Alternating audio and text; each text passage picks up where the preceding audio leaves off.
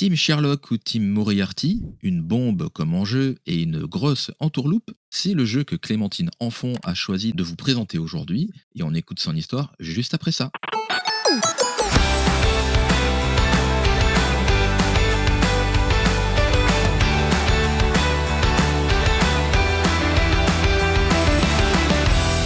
Bonjour à toutes et à tous et bienvenue dans ce nouvel épisode de votre podcast C'est quoi ton jeu. J'espère que vous allez bien en cette veille d'Halloween, car oui, on est le mardi 29 octobre 2024. Cet épisode sort à midi, alors si vous l'écoutez au moment ou peu de temps après sa sortie, déjà je vous souhaite un bon mardi, de bonnes vacances si vous avez la chance d'être en vacances, et surtout installez-vous bien et je vous souhaite un bon épisode. Je suis Joël, votre hôte pour la durée de cette émission, et comme à chaque fois, mon invité du jour va vous raconter des souvenirs et anecdotes sur un jeu qui l'a marqué, en plus de vous expliquer la thématique de ce dernier.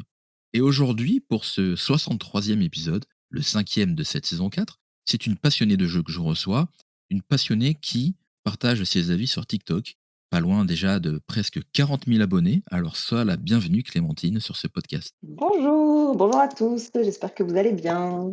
Ouais, très bien, et toi comment tu vas? Ça va super, merci, je découvre ce monde qu'est le podcast. Non, bah, tu vas voir, ça va très, très bien se passer normalement, on parle de choses qu'on apprécie, donc il y a pas de raison que ça se passe pas bien. Ouais, ouais, ouais, je suis très contente, merci de m'avoir invitée et je suis ravie de pouvoir parler de jeux. Super. Eh ben, en tout cas, je suis ravi de te recevoir parce que, on parle beaucoup de jeux vidéo dans ce podcast et peu de jeux de société. Alors avec ta présence, on va un petit peu rattraper ce manque, je pense. Eh ben tant mieux, j'adore parler de jeux de société, donc je suis là pour ça. Oui, puis d'ailleurs, ça va être le piège, quand on est fan de jeux de société, on doit avoir une ludothèque qui est assez conséquente. J'imagine que c'est le cas pour toi, non? Oui, on a dépassé les 200 jeux, je dis on parce que c'est une passion qui me vient de mon chéri. Ouais. Donc on a dépassé les 200 jeux. Ah ça, c'est encore plus intéressant quand il y a les 2 personnes du couple qui partagent la même passion. Le problème, c'est que c'est vite envahissant, hein. Ah oui, c'est exactement ça. On a dû acheter un meuble récemment parce qu'on avait plus de place et que ça commençait à s'entasser partout. Alors figure-toi, là tu parles de meubles, mais peut-être que dans quelque temps tu parleras d'une pièce à rajouter dans ta maison, donc fais attention, hein. C'est exactement ça. C'est, l'ambition qu'on a, dans notre future maison. Ah, c'est chouette. Alors, j'ai une tradition dans l'émission, je demande toujours à mes invités comment la rencontre s'est faite avec le jeu de manière globale. Toi, comment tu as découvert le jeu dans ton enfance? Moi, ça a rien à voir pour le coup avec le jeu de société. Ok, C'est ma maman qui, adorait regarder des émissions de jeux ok, depuis toujours et qui m'a mis un peu dans le bain, de regarder des quiz, de regarder des jeux à la télé et petit à petit, en grandissant, elle m'a fait, découvrir, les mots croisés, les jeux de dames, il y a un jeu aussi, qu'elle appelle le Zigomar, mais c'est un jeu que j'ai jamais trouvé ailleurs, donc je ne sais pas si c'est elle qui l'a inventé, mais alors je c'est connais pas du tout en effet. non, c'est l'idée, de découvrir un mot de 5 lettres. Ça se joue à 2. On a chacun un mot de 5 lettres et l'idée, c'est un peu comme un mastermind, c'est de répondre, Ok. combien on a de bonnes lettres placées au bon endroit et de trouver le mot de l'autre. On jouait beaucoup à ça et c'est comme ça que j'ai aimé jouer. Ça m'a mis dans le bain du jeu, j'ai toujours du coup adoré jouer. Alors c'est assez original en effet parce que j'ai beaucoup d'invités qui ont découvert le jeu à travers soit du jeu vidéo parce que leurs parents jouaient, soit parce qu'ils sont un peu plus âgés et qu'ils ont découvert l'essor du jeu vidéo à travers l'arrivée des premières consoles de jeux. Mais peu de personnes effectivement parce que leurs parents regardaient soit des jeux à la télé ou avec l'initiation aux mots croisés. Donc c'est une bonne originalité. En fait, en effet, ça reste du jeu, c'est une bonne approche. Après, bien sûr, j'avais des consoles de jeux aussi, donc je pense que j'ai toujours eu quand même, cette fibre, d'aimer jouer, jeux vidéo et cetera. Puis après, on grandit, on découvre d'autres jeux, donc comme le Uno et cetera. Mais c'est vrai que je connaissais pas du tout ce monde vraiment de jeux de société, c'est peut-être même un peu, cliché, mais je voyais, les personnes adeptes des jeux de société, tu sais, comme dans les séries, les fans de, Donjons et Dragons, un peu geek, OK. je voyais un peu ça comme un monde vraiment à part, pas comme des jeux, où on peut s'amuser comme, justement, je vais en parler, du Time Bomb ou autre. J'avais vraiment l'impression qu'il y avait un monde entre ceux qui jouent au Uno et ceux qui jouent à des gros jeux complexes comme, Donjons et Dragons et autres. Le jeu de société, moi je l'ai découvert étant petit, mais plus avec des Monopoly, la bonne paye et tout ça. Mmh. Et c'est pareil quand tu as des jeux comme il est pas compliqué, mais quand on prend Small World par exemple qui demande un peu plus de règles, un peu plus de technique, Moi, la première fois que j'ai entendu parler de ce jeu, je regardais les gens y jouer et je me dis: «Mais il y a trop de trucs sur la table, comment ils font? C'est pas possible». C'est ça. En fait, quand on se met dedans, on se rend compte que, c'est pas une montagne à gravir et que, c'est assez distrayant et tout ça, donc c'est très bien. Bah, surtout si on aime le jeu, hein. Moi aussi, la première fois qu'on m'a présenté des jeux complexes, Ouais, comme Dune, par exemple, qui est, sorti, il me semble, il y a pas très longtemps, ça aurait été au début, je pense que j'aurais fait les gros yeux en mode, «Ouh là là, qu'est-ce de quoi tu me parles?» Puis en fait, oui, les règles sont un peu plus complexes, mais quand on aime jouer, en fait, on se prend très vite au jeu et on adore et on a envie de recommencer. exactement et j'en profite puisque tu parles de Dune, hein, au mois d'avril, de cette année, il y a Maxildan qui nous a parlé justement de Dune dans un épisode du podcast. Si vous l'avez loupé, n'hésitez pas à aller l'écouter.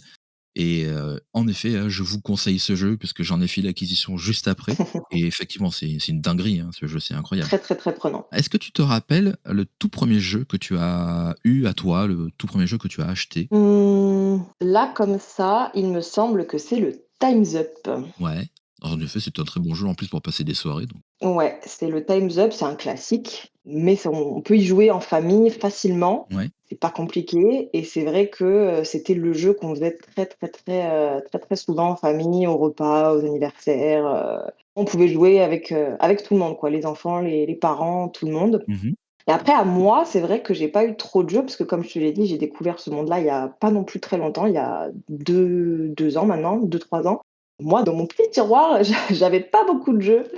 J'avais pas beaucoup de jeux, c'est après que j'en ai acheté plein et d'ailleurs j'ai acheté mon premier gros jeu, enfin gros jeu, Oui. je m'entends, hein, mais j'ai acheté mon premier gros jeu, il y a pas très longtemps, Wyrmspan. D'accord, ça parle de quoi? C'est un jeu sur, les dragons. C'est, une évolution d'un jeu qui existe déjà qui s'appelle OK. Wingspan sur les oiseaux et on doit, «collecter» entre guillemets des dragons, récupérer des œufs, faire évoluer son plateau avec les dragons et après c'est la course aux points forcément. D'accord, OK. Je connaissais pas, ce jeu, pareil, je regarderai un petit peu après, c'est un peu le piège et pour moi, à chaque fois, j'ai envie d'acheter tout ce qu'on me dit donc Je comprends.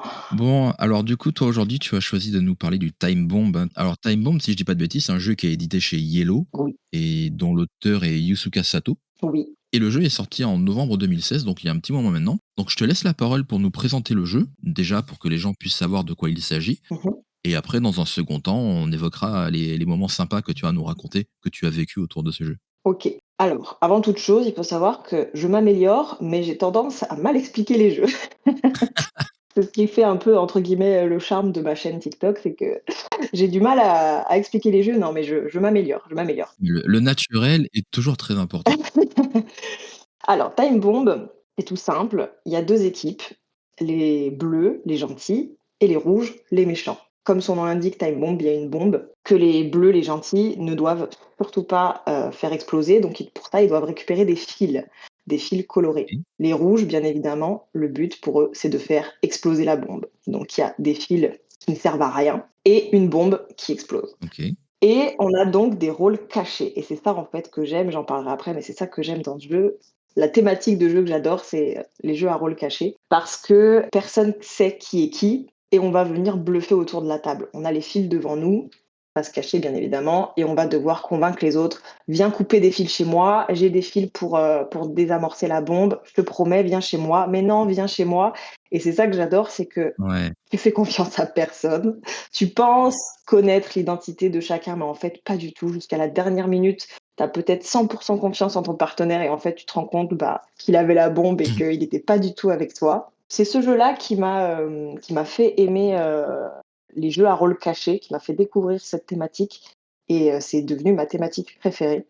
Et pourtant, c'est tout simple. C'est ça que j'aime bien aussi dans ce jeu, c'est que c'est, un jeu à rôle caché, mais très facile parce qu'il y en a des beaucoup plus complexes avec, des rôles un peu plus poussés. On a Avalon ou Shadowhunter ou même Secret Ouais. Hitler qui ont des rôles un peu plus poussés. Alors que Time Bomb, c'est tout simple, tu es gentil, tu es méchant, tu dois faire péter la bombe ou pas.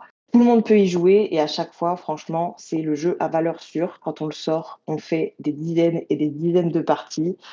Pour dire le jeu, il est abîmé chez nous. On hésite à en racheter un tellement qu'on a usé les cartes. Ah ouais? Et voilà, c'est ce jeu vraiment qui m'a marqué. De toute façon, les jeux, très souvent, les jeux qui fonctionnent le mieux, ce sont les jeux avec les règles les plus simples. Oui, À tel point qu'on pourrait se dire: «Mais pourquoi moi j'y ai pas pensé en fait, à la base?» c'est vrai. Et comme tu parles de jeux à rôle caché, du coup, j'imagine que tu aimes bien les loups-garous et tout ce genre de jeux? Oui, beh, justement, en fait, c'est vrai que, j'ai connu le loup-garou avant Time Bomb, Ouais, donc c'est vrai que c'est un peu contradictoire ce que je dis, parce que c'est vrai que j'en connaissais un, mais je l'assimilais pas à un jeu à rôle caché, je sais pas pourquoi. Pour moi, c'était un jeu de rôle, en fait, qui alors que c'est bête, hein, mais c'est vrai que maintenant que tu me le fais dire à haute voix, c'est vrai que le loup-garou, c'est un jeu à rôle caché. Mais le loup-garou, je l'ai très vite mis de côté parce qu'en fait, je trouve que la phase de nuit est trop longue ouais. et quand on est beaucoup, en soirée, ça endort un peu. De faire la phase de nuit, de révéler chaque rôle tour à tour.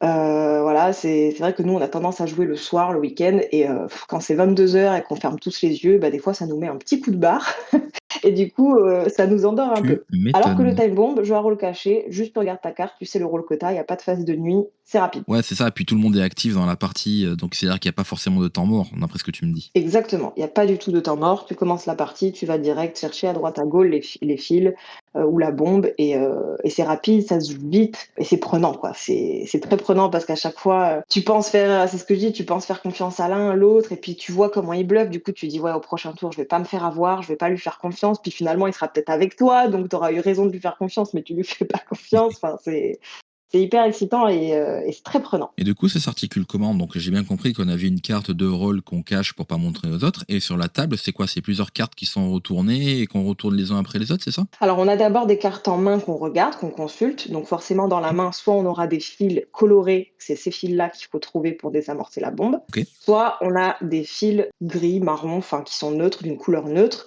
Et c'est ces fils-là que les méchants vont devoir trouver pour ne pas désamorcer la bombe. OK. Et parmi ces cartes-là, il y a une bombe. C'est-à-dire que les méchants, s'ils trouvent la bombe de suite, ils ont gagné. OK.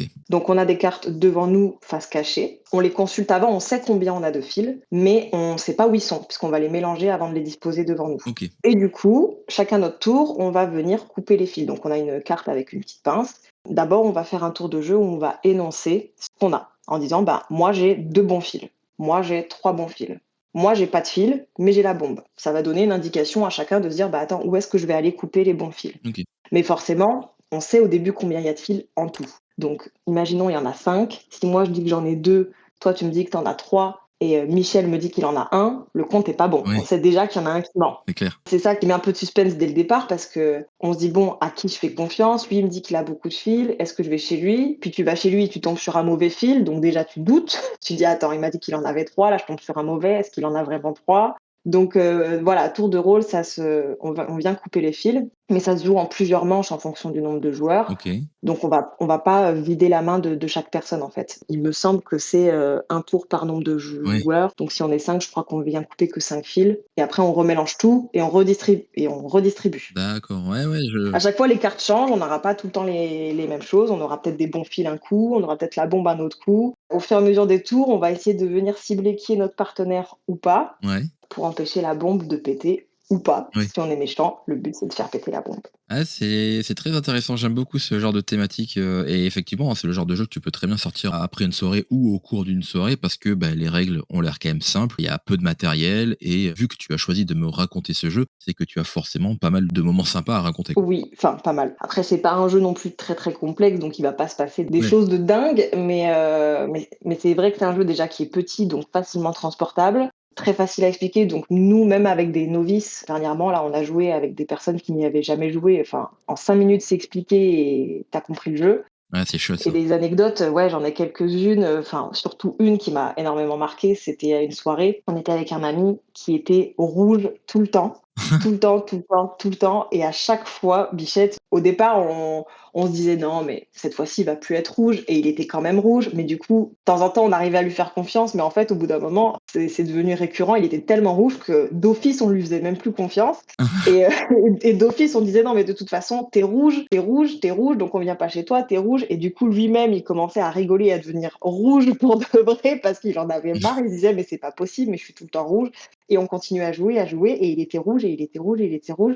C'était devenu trop drôle parce qu'en fait, on savait d'office qu'il était rouge alors que ça reste du hasard, hein, on distribue les cartes à chaque fois, donc il y avait aucune raison qu'il soit rouge à chaque fois, mais il était rouge Bah, à ouais. chaque fois. Ah, le hasard des fois, hein. Ah ouais, mais du coup, enfin, raconter comme ça, c'est vrai que c'est C'est pas drôle, mais sur le moment, c'est vrai que c'était vraiment hilarant parce qu'il en avait vraiment marre et il avait plus envie de jouer. Il savait très bien qu'on lui ferait pas confiance parce que le sort s'était abattu sur lui et du coup, nous, on s'est bien marré. Lui, il rigolait jaune, mais c'était très, très drôle. Très, très, très drôle. J'espère qu'au final, il a quand même passé une bonne soirée, hein. Oui, il a quand même passé une bonne soirée.